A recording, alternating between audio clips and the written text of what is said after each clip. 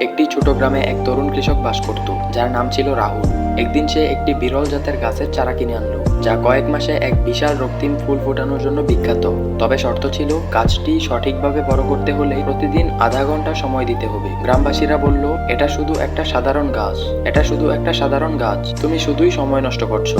তবে রাহুল ছিল দৃঢ় সংকল্পিত। সে প্রতিদিন গাছটির যত্ন নিত। কিন্তু কয়েক মাস পর গাছটি একটু বড় হলো না, বরং শুকিয়ে যেতে শুরু করলো। গ্রামবাসীরা এটা নিয়ে তার সাথে মজা নিতে শুরু করে। রাহুলের মন ভেঙে যাচ্ছিল, কিন্তু তার মধ্যে এক অদ্ভুত বিশ্বাস ছিল। সে একদিন গাছটি থেকে একটি শুকনো ডাল কেটে নেয় এবং রাতে গোপনে আবার রোপণ করে। পরের দিন চমক লাগানো ঘটনা ঘটলো। গাছটি পরিপূর্ণভাবে শিকড় থেকে শুরু করে ফুল ফুটিয়ে দিল।